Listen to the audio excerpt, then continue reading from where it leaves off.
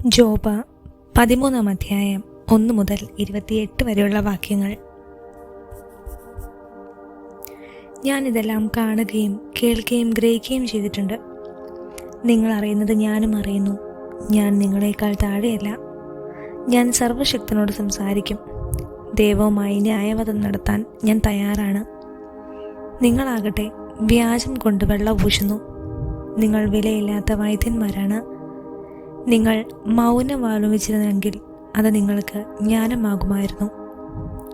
ഇപ്പോൾ എൻ്റെ ന്യായവാദം ശ്രവിക്കുവിൻ, അഭ്യർത്ഥനകൾ ശ്രദ്ധിക്കുവിൻ. നിങ്ങൾ ദൈവത്തിന് വേണ്ടി നുണ പറയുമോ? അവിടത്തേക്ക് വേണ്ടി വഞ്ചന സംസാരിക്കുമോ? നിങ്ങൾ ദൈവത്തോട് പക്ഷപാതം കാണിക്കുമോ?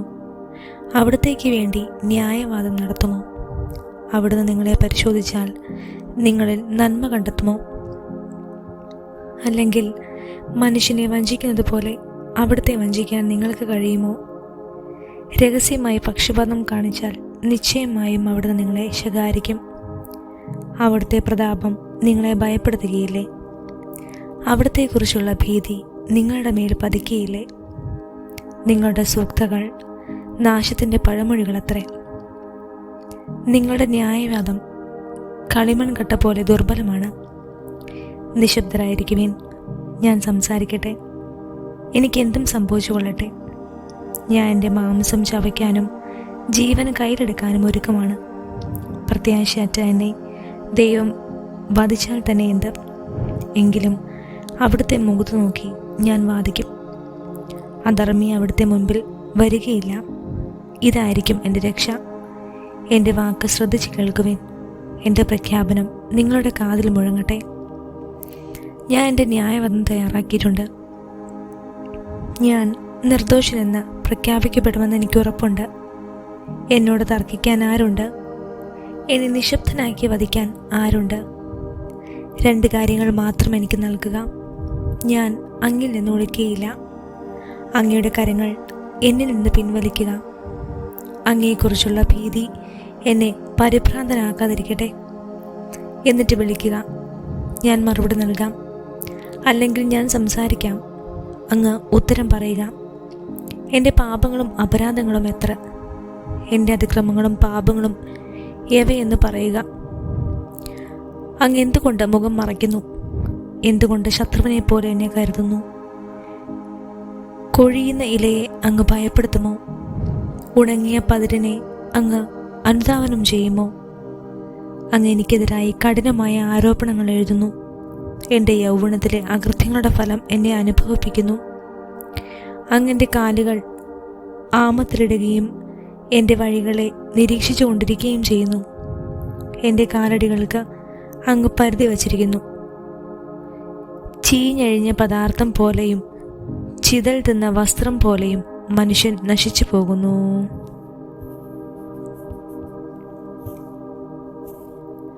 ജോബ് 14 അധ്യായം 1 മുതൽ 22 വരെയുള്ള വാക്യങ്ങൾ. സ്ത്രീയിൽ നിന്ന് ജനിക്കുന്ന മർത്യൻ അല്പായുസാണ്.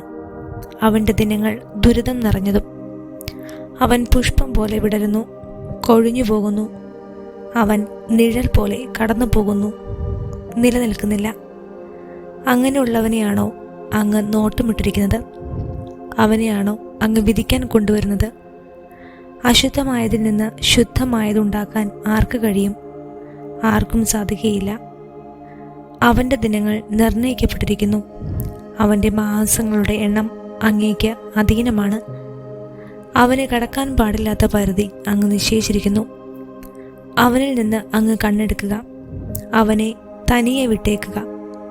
കൂലിക്കാരനെ പോലെ അവൻ തൻ്റെ ദിവസം ആസ്വദിക്കട്ടെ. വൃക്ഷത്തിന് പ്രത്യാശയുണ്ട്, മുറിച്ചാൽ അത് വീണ്ടും തളിർക്കും. അതിന് പുതിയ ശാഖകൾ ഉണ്ടാകാതിരിക്കുകയില്ല.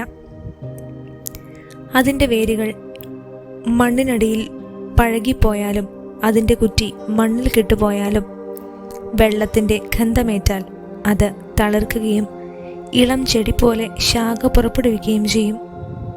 എന്നാൽ മനുഷ്യൻ മരിക്കുന്നു, അവനെ മണ്ണിൽ സംസ്കരിക്കുന്നു. അന്ത്യശ്വാസം വലിച്ചാൽ പിന്നെ അവനെവിടെ? തടാകത്തിലെ ജലം വറ്റിപ്പോകുന്നത് പോലെയും നദി ഉണങ്ങി വരണ്ടു പോകുന്നത് പോലെയും മനുഷ്യൻ ശയ്യെ അവലംബിക്കുന്നു, പിന്നെ എഴുന്നേൽക്കുന്നില്ല. ആകാശങ്ങളില്ലാതാകുന്നതുവരെ അവൻ എഴുന്നേൽക്കുകയില്ല, ഉറക്കത്തിൽ നിന്ന് ഉണരുകയില്ല. അങ്ങനെ പാതാളത്തിൽ മറക്കുകയും അങ്ങയുടെ ക്രോധം ശമിക്കുന്നതുവരെ എന്നെ ഒളിച്ചു വയ്ക്കുകയും ചെയ്തിരുന്നെങ്കിൽ, എന്നെ ഓർക്കാൻ ഒരു സമയം നിശ്ചയിച്ചിരുന്നെങ്കിൽ, മരിച്ച മനുഷ്യൻ വീണ്ടും ജീവിക്കുമോ? എങ്കിൽ എൻ്റെ സേവനകാലം തീർന്ന് മോചനത്തിൻ്റെ നാൾ വരുന്നതുവരെ ഞാൻ കാത്തിരിക്കുമായിരുന്നു. അങ്ങ് വിളിക്കും, ഞാൻ വിളി കേൾക്കും. അങ്ങയുടെ സൃഷ്ടിയെ അങ്ങ് കാത്തിരിക്കും. അപ്പോൾ എൻ്റെ കാലടികൾ അങ്ങെണ്ണും. എൻ്റെ പാപങ്ങളെ അങ്ങ് നിരീക്ഷിച്ചു കൊണ്ടിരിക്കുകയില്ല. എൻ്റെ അതിക്രമങ്ങളെ സഞ്ചിയിലാക്കി മുദ്ര വയ്ക്കും. എൻ്റെ അകൃത്യങ്ങളെ അങ്ങ് മറയ്ക്കും. പർവ്വതങ്ങൾ വീണ് തകരുകയും പാറകൾ ഇളകി മാറുകയും ചെയ്യും. ജലം കല്ലുകൾക്ക് തേയ്മാനം വരുത്തുന്നു. പ്രവാഹത്തിൽ മണ്ണ് ഒലിച്ചു പോകുന്നു. അതുപോലെ അങ്ങ് മനുഷ്യൻ്റെ പ്രത്യാശയെ നശിപ്പിക്കുന്നു. അങ്ങെപ്പോഴും അവൻ്റെ മേൽ വിജയം നേടുന്നു. അവനോ കടന്നു പോകുന്നു. അങ്ങ് അവൻ്റെ മുഖം വിരൂപമാക്കി അവനെ പറഞ്ഞയക്കുന്നു. അവൻ്റെ പുത്രന്മാർ ബഹുമതി നേടുന്നു, പക്ഷേ അവനത് അറിയുന്നില്ല. അവർ അധപ്പതിക്കുന്നു, അതും അവൻ അറിയുന്നില്ല. സ്വന്തം ശരീരത്തിൻ്റെ വേദന മാത്രമാണ് അവൻ അറിയുന്നത്. തനിക്ക് വേണ്ടി മാത്രമാണ് അവൻ വിലപിക്കുന്നത്.